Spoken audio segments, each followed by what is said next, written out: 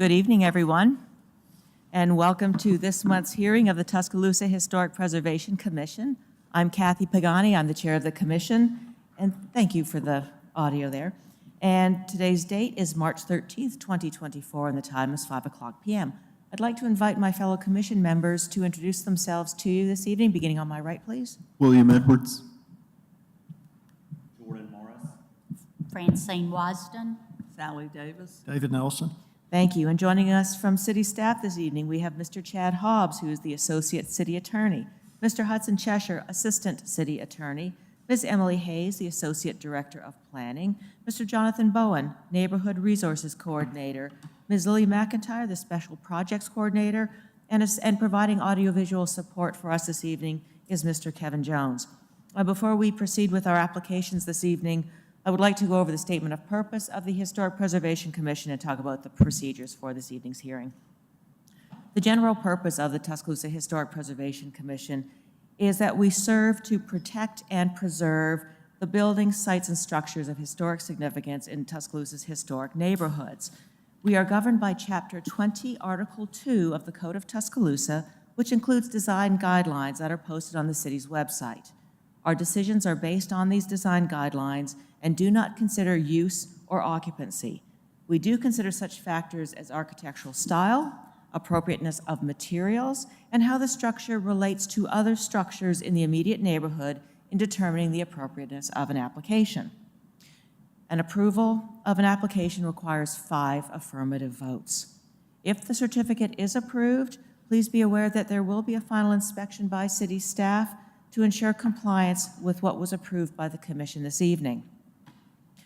This is a public hearing. It is televised live on local cable, streamed online through Facebook and YouTube, and is being recorded to be posted on the city's website. We ask proper decorum, civility, and respect for others at all times. Prior to this meeting, notice was sent to adjacent property owners, and the public has been notified of the applications to be presented tonight.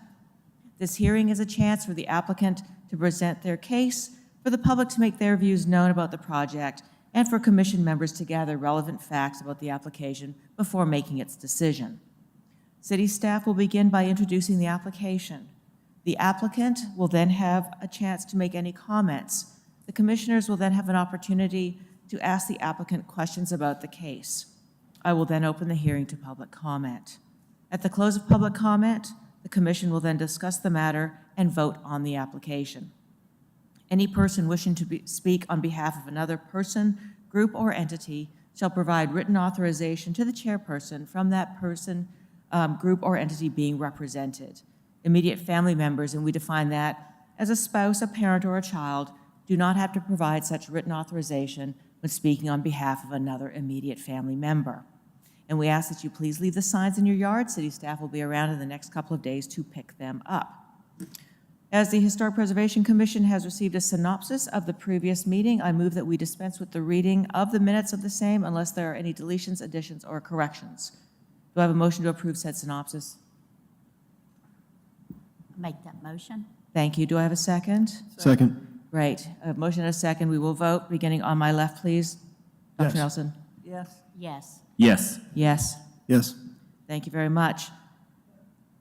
The commission members have had a chance to review tonight's agenda items. Do any of the members have a conflict of interest as defined by Section 6 of the commission bylaws with any of these items? All right, hearing none, we shall move on. I would like to ask city staff if proper notification has been provided for each of the agenda items. It has. Thank you very much. And let us now move to our first application. Thank you.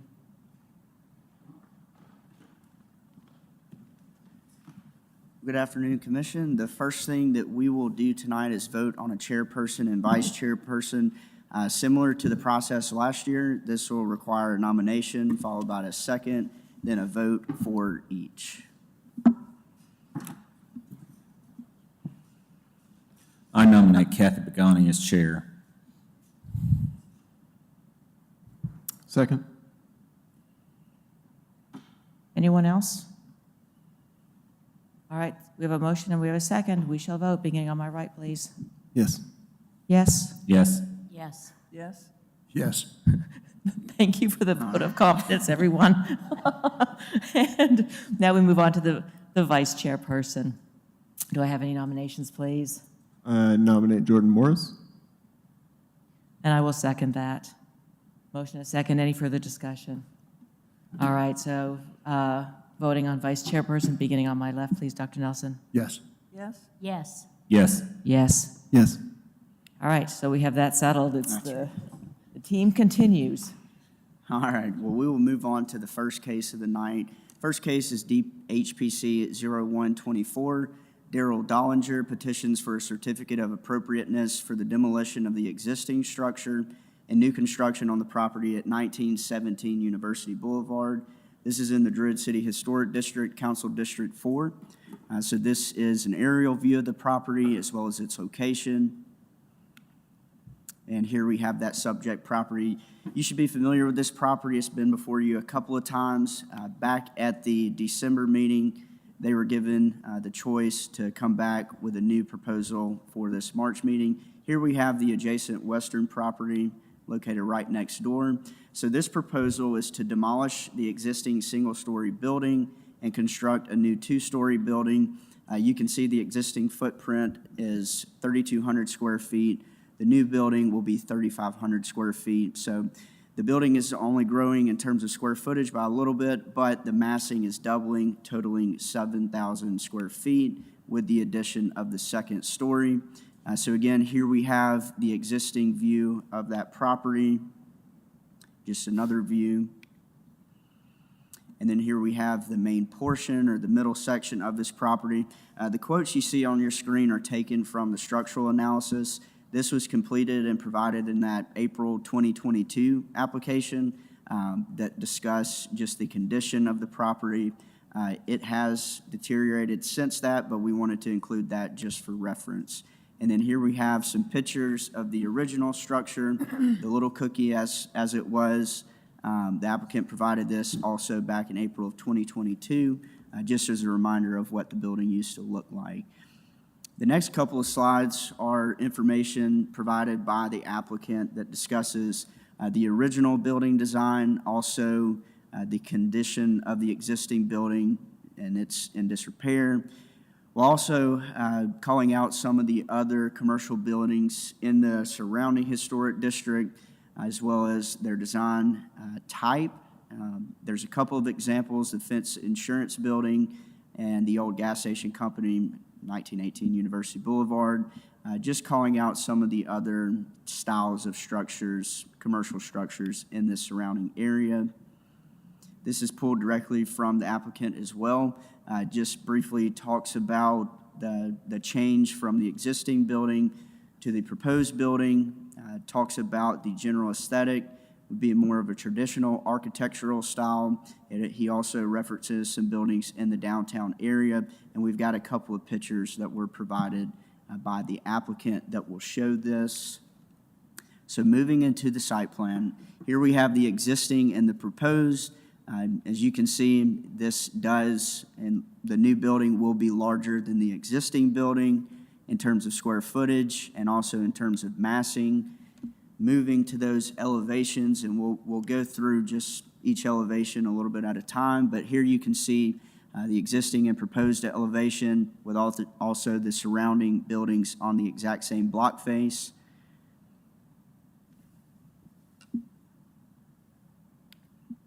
And this is just a closer up image of that existing and proposed north elevation. The balcony that you see on the north elevation, that still will be located entirely on their property.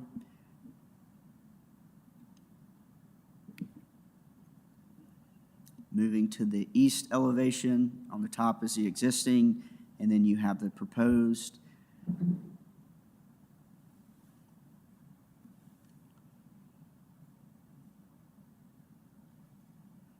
Then we'll move on to that proposed west elevation. The blurred out green is what Innisfree would be, so this is essentially showing what you would see beyond Innisfree, the adjacent building there.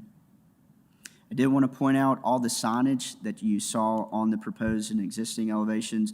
Those are not being proposed, they're just placeholders at the time. for the time being, so we just wanted to note that for the application. Here are some images of the downtown area and where the applicant drew influence from. We have the De Palma's building located just a couple of blocks down the road. We also asked the applicant to provide some pictures of balconies in the downtown area. I don't know exactly what date these pictures were taken. I can let the applicant speak more about that, but we do just have some older pictures that show the influence of balconies down and along University Boulevard. The materials: brick veneer, steel balconies, steel railings, standing seam metal roof, and aluminum clad wood doors and windows. They are all appropriate materials found throughout the design guidelines. And then here we have the exact specification for those windows and doors.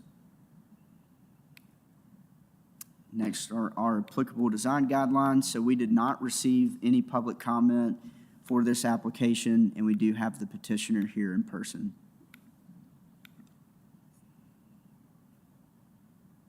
Do we have any questions for city staff?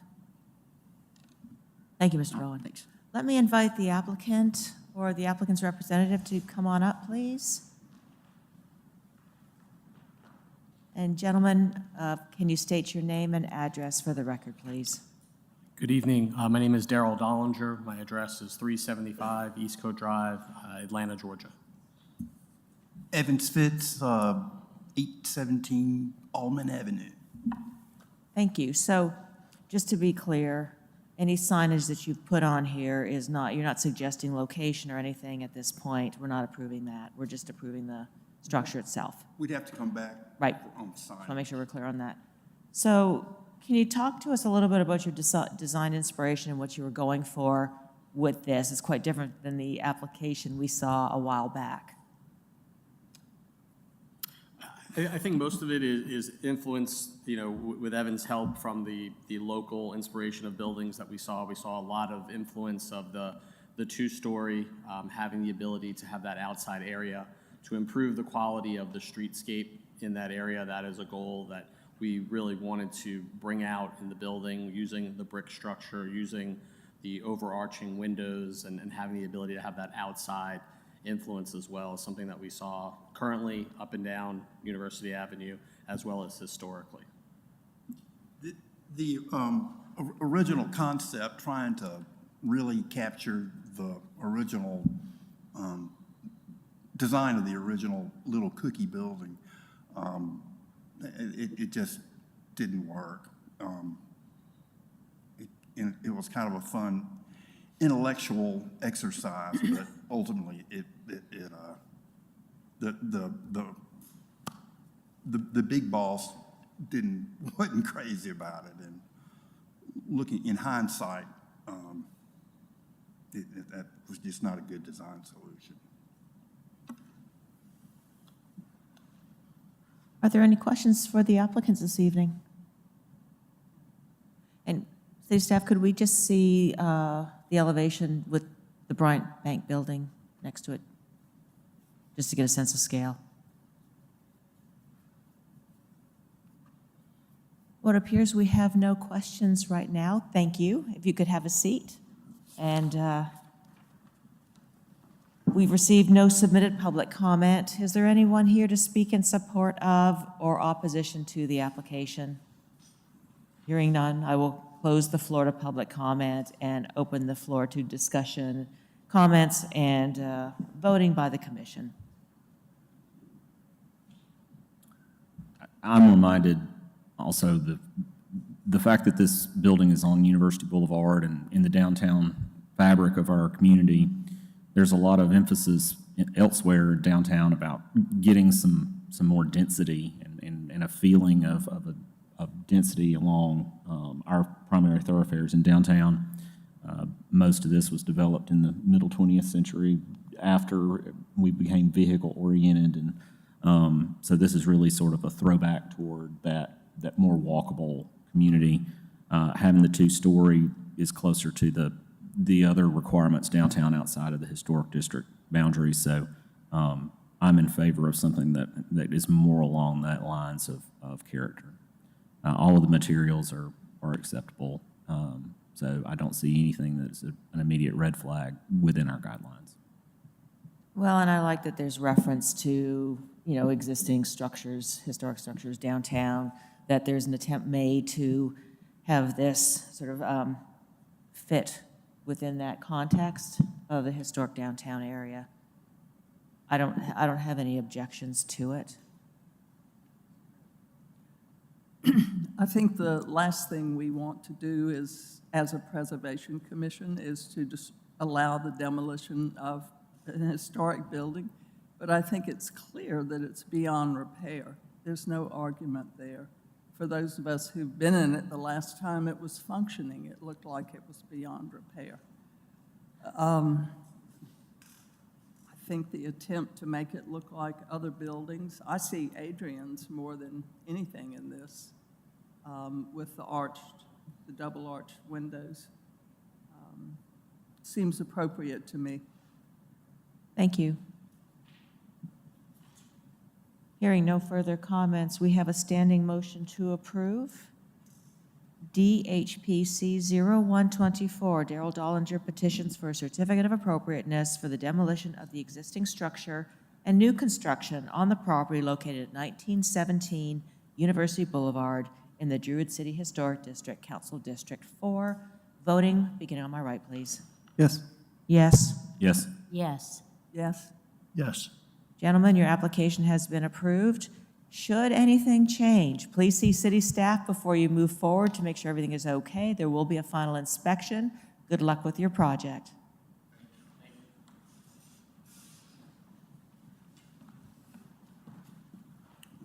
Moving on to our next case, HPC 1424. Kim and Mark Roberts petition for a certificate of appropriateness for the construction of multiple accessory structures on the property at 46 Sherwood Drive. This is in the Sherwood Drive Historic District, Council District 4. So here we have the aerial view of the property as well as its location. Then here we have a view of the subject property. This was taken from the driveway. It has a pretty large driveway out front. And then here we have the adjacent western property. So the proposal before you is to construct a pavilion and wood pergola. The pavilion will be enclosed on 3 sides and then open along the front. And we do have a good site plan and renderings to show of those 2 items. So again, here we have the subject property and just a couple of ulterior views of the property itself.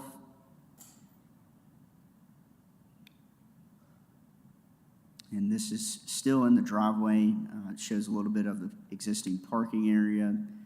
And then this is the existing landscape, and they do have a more thorough landscape plan that has been approved, and we'll show that here in the coming slides. So here's that landscaping plan. The majority of this has been approved. The 2 items we're focused on tonight is the pergola and the pavilion.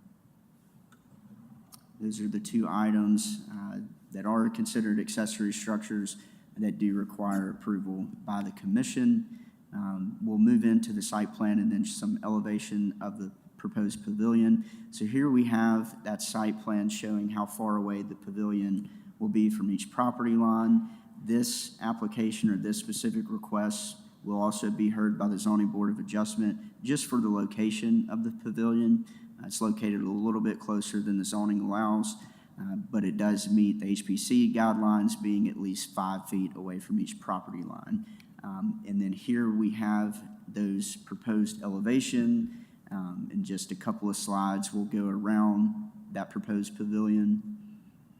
And this would be that front area, which would be open. You see the table and chairs underneath that open area of the pavilion. And then in the enclosed portion would be restrooms and storage. Here we have just some additional drawings calling out the materials that will be used, the materials that they have proposed on the plans, at least for the siding. The siding will be lap siding matching the primary structure. They are proposing a standing seam metal roof, and then either aluminum clad wood or fiberglass windows. And then we'll move on. This is just an existing or an additional view of the proposed pavilion. showing you the height as well.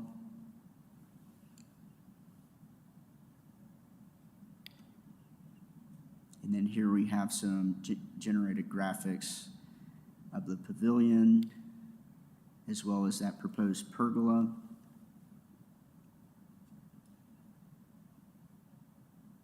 So we have that little inset photo of the pergola. Which are they going with? Or, Yeah, I'm not I'll let sure. the applicant speak on that. The initial picture we had here, that is the design intent with essentially a standing seam metal roof, but I'll have the applicant speak about the pergola.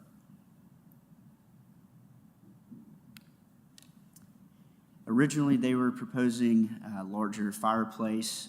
That has been altered since the staff reports were published. So this is just a picture to show what's going in place of that, just a fireplace and sitting area. And then we have those proposed materials: wood, metal roof, aluminum clad wood, or fiberglass windows, lap siding. The pergola would be constructed of wood and also contain a standing seam metal roof. And then here we have the applicable design guidelines. We did receive at least one comment in opposition to the request, and we do have the petitioner here in person. Can you back up one page, please, on the, there we go.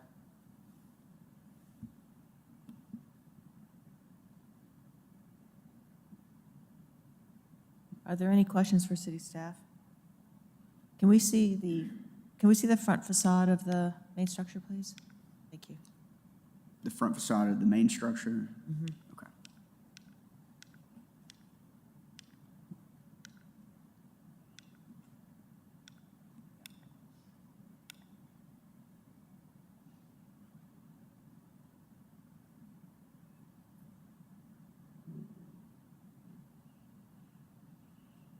And the 8 parking spots we saw are existing. Those are existing. Do we have any questions for city staff right now? All right, thank you, Mr. Bowen. Let me invite the applicant and the applicant's representative to come up and state your names and addresses for the record, please. I am Kim Roberts, and my husband Mark, who's just gone through knee surgery, so we're going to leave him seated. We live at 46 Sherwood Drive. We're the owners of the Bama Bed and Breakfast. I'm John McClellan with McClellan Architecture, 1610 Alec Place. The house was built in 1823. It's been around for 200 years, and we have invested substantial sums of money on renovations to this house and updates, and it's now operating and has been for the last 9 years as a bed and breakfast. We have thousands of guests that come in every year. We have nearly perfect 5-star reviews on there, and we do a lot of weddings, we do events. We were approved for that 8 years ago. There's never been any complaints from our neighborhood with any of our events or anything. We're very cautious of, we want to make sure our neighborhood is protected by this. And so we end our events at 9 p.m. Everyone has to be off site by 10 p.m. And so our biggest challenge has always been that we don't have this house in the way it was built. There's no large gathering space anywhere in the house. So all of our events have been outdoor events, and we have to use a tent whenever there's inclement weather. So our plan for a long time has been to be able to add the pavilion so that we have a place that our bed and breakfast guests, our event guests have a place that they can gather in the event that it's raining. And of course, all the landscaping that we're doing in addition to that is all part of the big plan. We've been wanting for a long time. We focused on the house first, and now we're focusing on the yard and getting it beautifully landscaped and adding the addition of the pavilion and the pergola. So I know you were asking questions about the pergola, and so the picture, the gray one, is really the design we're using. Her computer program just would not replicate that, and we were trying to show that we wanted to do a metal roof so that it's protected from the heat and the rain, just the same as we are doing with the pavilion. The house originally had a metal roof, but when we took on possession of it, it was a shingle roof and had to be replaced immediately because it was leaking so bad, and we just went with what was there. But our plan is to eventually go back to the metal roof on the main house as well. So we wanted to go ahead and start that process with the pavilion and the pergola. So, So the illustration in white, you know, we see these horizontal Right. lines for the roof. that's Like, supposed to be a metal roof. that's supposed to be metal roof, because, like, here's the thing, you know, what we approve is what we're given here, and so we have to have a reference Right. for city staff later to go back It to will look check. like the one on the left, but with the metal roof there, so it will have columns. We're doing columns on everything, including the pavilion will be with columns. Okay, and the standing seams will not be going horizontally, is that correct, like you see in that? No. No, It'll be done going to look- appropriately, all right. Yes, but like I said, she could not figure out her computer program to get that to do right. Questions about the pergola? All right. We may come back to it, but anyway, at the moment, I wanted to ask, though, and really, I'm addressing this more to Mr. McClellan, if you don't mind. It's, you know, when we look at accessory structures on a property, especially something as large as the pavilion, we look to see that the structure matches or complements the existing main structure. So I was wondering if you can talk to me, both of you, about your design process and how you developed this aesthetic for this building. It's a little departure from the main structure. Well, I actually provided the schematics to John, you know, of what I envisioned for the property. I don't know if there was a picture, but on the side porch, we have the open rafters that come down on that big side porch where we serve breakfast to our guests and everything. And so we wanted to have that same look with the open rafters coming out on the end. This one shows it with posts, but it'll have columns that match. If you can see it behind the screen, you can see that we have columns on the porch, on that side porch. So we plan to do the same thing on this. But our goal was, you know, also this property had a stable on it that was north, on the north end of the property. It used to sit on over 200 acres. And so we wanted to keep a simple farmhouse look because that's how this house actually started. It did not have the grand look of an antebellum home until after the Civil War, when those columns were added onto the side and that new entrance was created. Originally, it was just a farmhouse, and it had those simple columns. And so that's really the look we were going for, is keep it very simple. But I don't want to detract from the star of the show, which is the 200-year-old house. And so the other big concern that we had, the reason we positioned it where we had positioned it, is the yard is full of very old, 150-year-old plus trees. We want to stay as far back from those. I'm a tree hugger, and I want to make sure that we are doing everything we can to keep our stately old trees safe, you know, from what we're doing. So we're still exploring the best options, you know, for how we're going to, whether we're putting this onto a slab or onto crawl space. I think we're going to end up with the crawl space because that seems to be the best protection to give our root systems plenty of oxygen. So we're just trying to be very careful with all of our decisions that we're making. And I will just say, I do think, to your question about how the building itself relates to the main structure, I think it would have been, I think it would be a mistake to try to build something that mimics the sort of the stateliness of the main house. It is really an accessory building, and it's meant to be open. And if it's a funny thing. I don't. Most people may not know what's now the front of the house was originally the side. So the face of the house that looks at this is the original front of the house, and it was simpler. You know, as she says, it was more of a farmhouse back in the day. But this one, the distance that it is from the house, the form that it takes, it's a bit evocative of something like a horse barn, but it's not meant to be anything like on the scale or grandeur of detail of the main house, especially the parts of it that were added later when the portico was added. Our main goal is for the property around that to be stunning. You know, we had big patio areas and everything anyway, but we're going back with a lot of very native landscaping, and it's just going to be gorgeous when we get it all put in and around the building and all. I love hearing the history about the house, and you can see your passion for it. I'm also, I think the commission is really, I think, pleased to hear your consideration for the location of things, because you're looking at these mature trees, and you're thinking about the aesthetics as a whole, the entire property, and how all these accessory structures will relate to the property and not just the house. And I want to just thank you for that consideration. We don't always see that. I do have one question for Mr. McClellan, though. One of the things that just kind of jumps out at me, though, are the arched windows. Can you talk a little bit about that? I just have a little trouble with the arched windows, given the overall style. And I know that we've seen an evolution in that building, the main structure, over time, but what we have now is what we have now, with the columns and everything else. So that's what we are relating this to on that property. And I would just want to hear about your thought process in those windows. That is a perfectly fair question, and the answer is that's what we were given. So I don't know, and I will say we worked really quickly to get these drawings in for the deadline. So, and my thought as we went along was that it was entirely possible that as the process advanced, and also because we don't have any numbers from builders yet on this.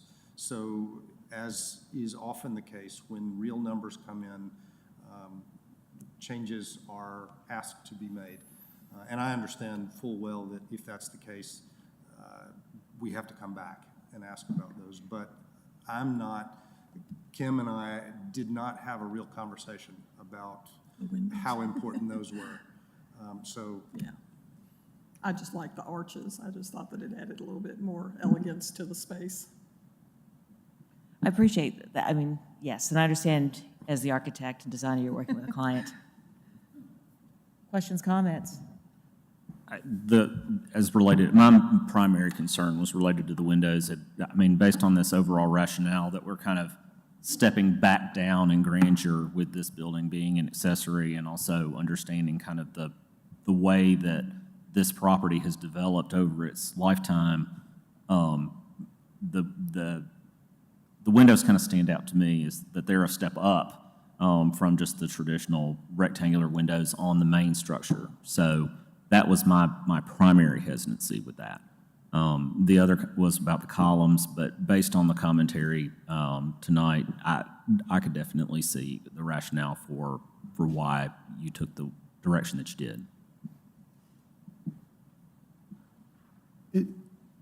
John, can you tell about the windows themselves? It looks like they're 6/6, but is the arch primarily just wooden, or is that a glass pane that's in? Yes. Is that just a wooden detail molding, or is it a glass pane? It's intended to be a glass pane, and the windows as they are intended to be fixed. So yeah, they're fixed arch transoms over fixed multi-pane windows. See, I read it as being part of the clapboard that had a molding over it, and then it was kind of stuccoed or flush in that area, and that part wasn't glass. And I just kind of wondered if it were done like that, you might get the best of both, you know, as far as the nod to the classical aspect of the facade. And it does mimic the little gable you put on the top. Right. Where there are arched windows there. But those, again, are those in glass, or is that wood? That's just open. Is that open? So when we look up there, is it like an open belfry? Or? It's just a little Cupola. Right, a little Little cupola. cupola. A cube. So just, it's open all the way through? Right. Just open.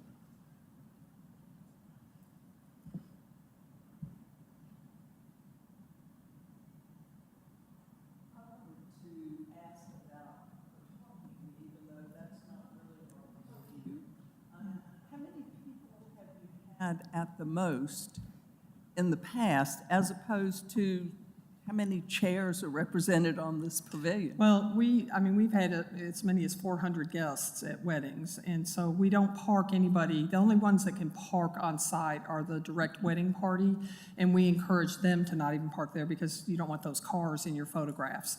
So we were instructed to use the parking lots behind the Publix, and there's actually 2 parking lots behind the big apartment complex right behind us. There's a parking lot there, and then the big one behind Publix. And so that's where we've always parked our cars, and then we just stage employees over there to direct people over to us. It's just literally less than a 2-minute walk, from those parking lots. But we don't park anybody. That was one of the conditions for us doing events there, is that the event guests would not park on the neighborhood streets. We can barely get through from the neighbors being parked, but we don't park anyone out there. So, Thank you. Could you talk a little bit about the cupola and its addition as it relates to, or the decision to add it as it I relates just to the thought structure? it added a little bit of architectural detail. Instead of just having a long roof up there, I wanted something with a little bit of character on it. And I had seen some other pictures of buildings done like that, and I just thought it added a nice little aesthetic flair to that, instead of just a long, straight building with a roof on it. Is there anything like that on the primary structure? Or? No, just chimneys. It's actually the house has doesn't have a real big, steep, pitched roof on it, which is what causes us so many roofing issues, but shedding water.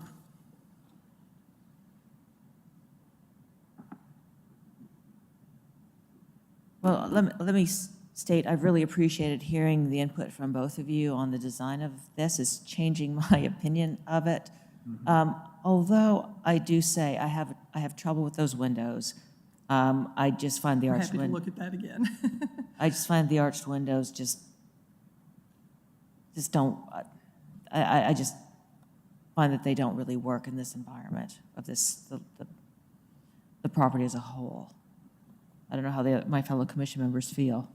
And would the rectangular windows make it okay for the connection with the big house? I feel that the guidelines are really explicit when it comes to windows, and so that is a hang-up for me also. To stay with the square ones instead. That's fine. Any other comments? Are the windows in the main house 6/6? Can we go back to that again? They're big rectangular windows. 9/9? Let's see. Yeah, they're just No, big they're rect- 6/6. No, they're 9/9. Upstairs On the is. bottom, they're not. Yeah.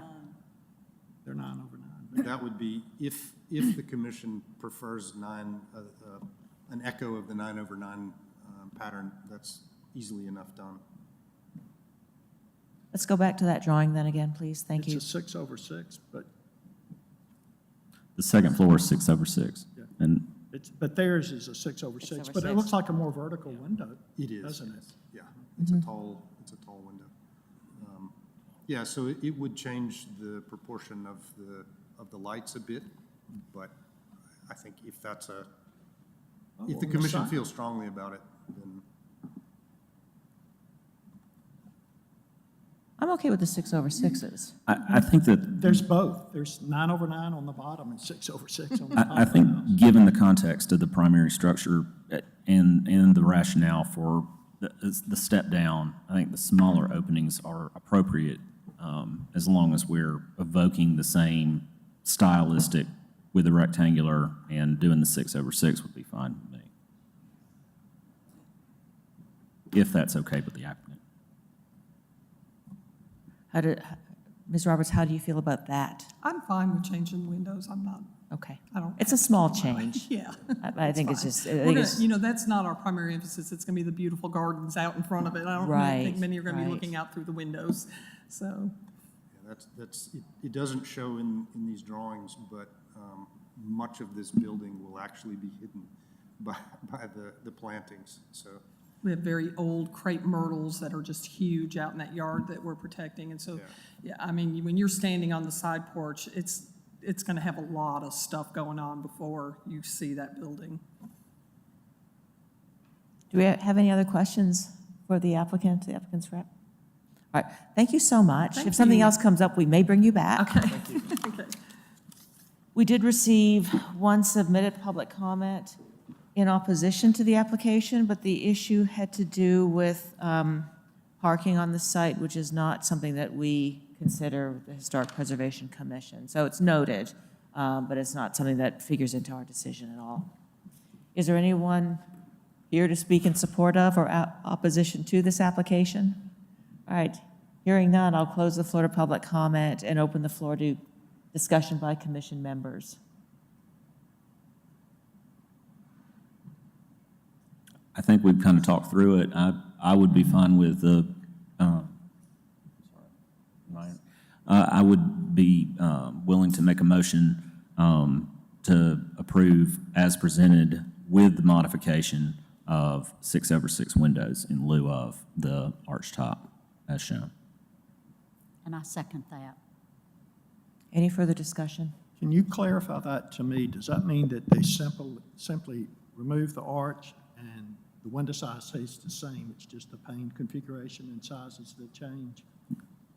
Yes, sir. I would think that the size is appropriate The same. proportionally. Sure. Right, so we're just lopping off that Top. top bit and keeping that same light pattern? Right, 6/6, we're good? Okay. Thank you so much.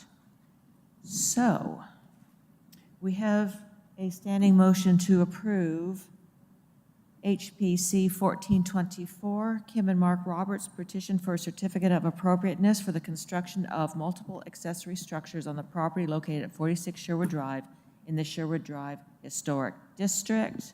And we are stipulating that the windows are rectangular with keeping the 6/6 light pattern, and that the design of the pergola is based on that dark gray image with a standing seam metal roof. Sound like a plan, folks? All right. We shall vote, beginning on my right, please. Yes. Yes. Yes. Yes. Yes? Yes. Your application has been approved. Should anything change, please see city staff before you move forward. I know you may come into some things, but. Well, just appreciate your thoughtfulness in thinking about the entire property, especially the landscaping. So good luck with your project. Thank you. Yes. Thank you.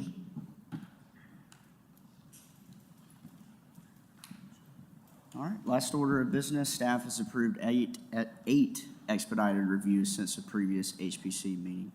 And that is all that we have for you tonight. And before we adjourn, let me just state that this is Ms. Wasden's last participation on the Historic Preservation Commission. I want to thank you so much for your service on this commission, and we will really miss you. Oh, thank you so much for having me. It's been a pleasure. I appreciate it. Thank you. And with that, this meeting